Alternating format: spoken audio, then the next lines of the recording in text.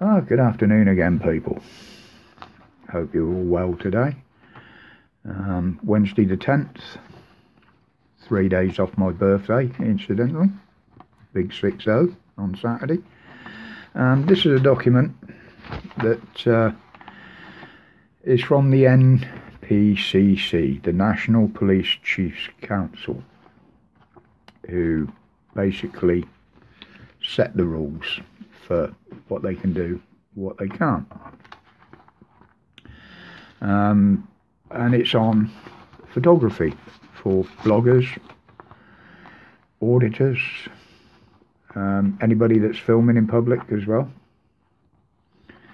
There's been many videos put out of people getting arrested, filming outside police stations, filming the police in public.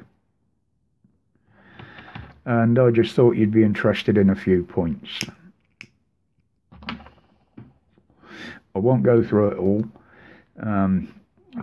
because it's 4 pages long, and it does cover quite a bit actually, but it just shows how corrupt they've been about it. I'll just go through a few relevant points on it just to highlight them. If anybody wants a copy of this, email me at the channel email below above the comments and I'll forward you a copy. Your details will not be held on the computer. It is a secure computer, no viruses, etc. Not compromised in any way, shape or form. Or basically I wouldn't be using it. And your details will be deleted as soon as I've responded to you. That's for your safety and obviously for mine. Right, a few relevant points. Well, we'll start off with section 1, subsection 1.4. Auditors stroke bloggers should not be confused with hostile reconnaissance, which by its very nature is covert. Now, anybody that's filming for terror purposes, etc., which we know none of us do, wouldn't be stood outside a bloody police station or in front of a copper openly with a camera in his face. Then we'll go on. Guidance. Section 2, subsection 2.1. There are no powers prohibiting or taking of photographs, film or digital images in a public place. Therefore, members of the public and press should not be prevented from doing so. So basically, as soon as they try and say turn your film, turn your cameras off, put your cameras down, put your phones down, you don't have to comply.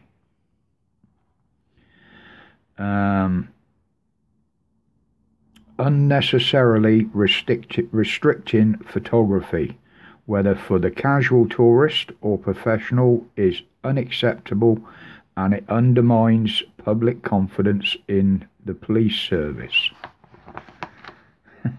Does anybody have confidence in the police service nowadays?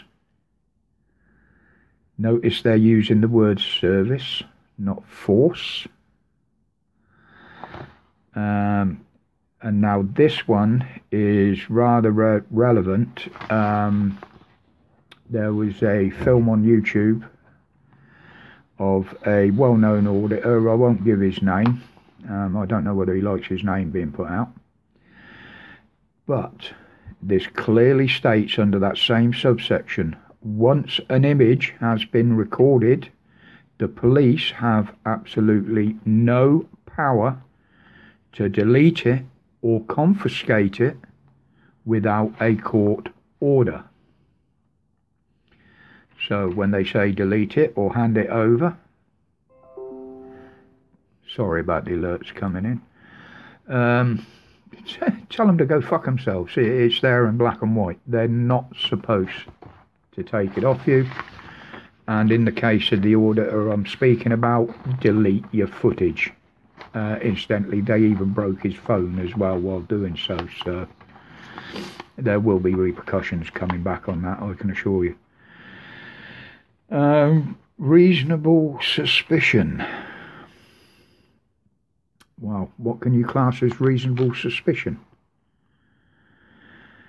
Remember that the absent reasonable suspicion, so basically they're saying there is no reasonable suspicion, this type of contact will be considered a consensual contact, and to avoid any coercive, demanding or aggressive questioning.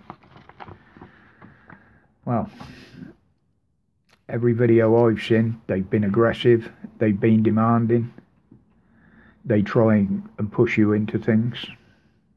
They shouldn't be doing that in their own guidance. And it goes on. If an attempt to obtain personal details should be made, the auditor blogger must be clearly informed that there is no legal requirement for them to do so. So, if they ask for your details, very politely tell them to fuck off. There is an exemption to this. If you're actually on police premises, then yes, they can ask for your details. They will use the excuse of reasonable suspicion to try and obtain your details. But they have to prove that there is a reasonable suspicion. I'll just make sure I haven't missed anything out of that.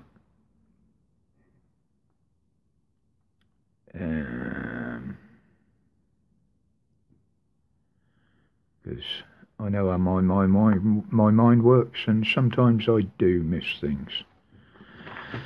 Nope, right. Now, the one they usually use, the Terrorism Act of 2020.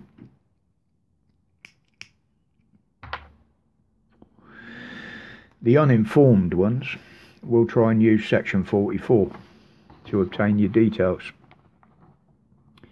My understanding of what I've read on the Terrorism Act, they have to have proof that you are suspected as a terrorist. They can't just walk up to you and accuse you of being a suspected terrorist. They must have proof, whether it's intel or whatever. If they don't know who you are, that's out the window. It clearly states here that Section 43 of the Terrorism Act 2020 should be used, and in bold letters, a last resort. So basically they're saying, yes, if you really need to, you can use that to obtain somebody's details, but they're doing it unlawfully. And that says only when the reasonable suspicion exists. Well, they've got to have suspicion, they've got to have intel that you're a suspected terrorist before they can accuse you of that. And then it goes on. Other possible remedies to get ID is the Antisocial Behaviour Act of 2014. Well, the only time they can use that act, because you're not doing anything antisocial, is provoke you. And they do. They will try and provoke you into shouting, into swearing, into walking towards them, raising a hand. That will give them reasonable excuse to use that act. So if you don't rise to them, you don't raise your voice, act in a threatening manner, again, they got fuck all. But the one that really gets me is they can actually accuse you under the mental health powers, Section 136, to ask if an individual is suffering from an acute mental health issue. and in need of immediate care and control. So basically, if you've got a camera pointing at them, they can accuse you of having mental health issues, which to me is very, very wrong. That's just a few outlines. As I say, if you know any bloggers, auditors, or you just like filming in public and you'd like a copy of this, it's a 4-page document, email me at the email above the comments and I will certainly send you a copy. And as I say, all contact details will be deleted after I've sent you that copy. Your details will not be kept on my computer. Well, that's it for today, people.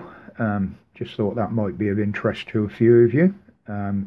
Share it out if you know anybody that would be interested in that. I'll quite happily send them a copy. Before I go, big shout out to Pap, who is coming back on air soon. He's been absent for a while. He's just needed a break. Great to see him coming back, and believe me, he is well worth a sub. He's a very nice guy. Anything he says you can guarantee is genuine. He does an awful lot of research on our behalf, and he highlights the corruption within the police service and other officials as well, as he calls them, and brings them to the public eye through his channel. And some of them are quite horrifying, I must admit. Some of them I find absolutely outrageous. Also, Kent Audit UK is back on the air. He's just put up a couple of new videos of a walk around Ramsgate, etc. Some very nice, interesting videos. Just showing what's happening in the high streets nowadays. Very good bloke, you know. Go and give him some views and some love. He's a lovely fella. Until the next time then, people, stay safe, stay strong, stay free, and don't be frightened of filming the police. There are things in place to protect you from them, even if they don't realise it. My respects as always.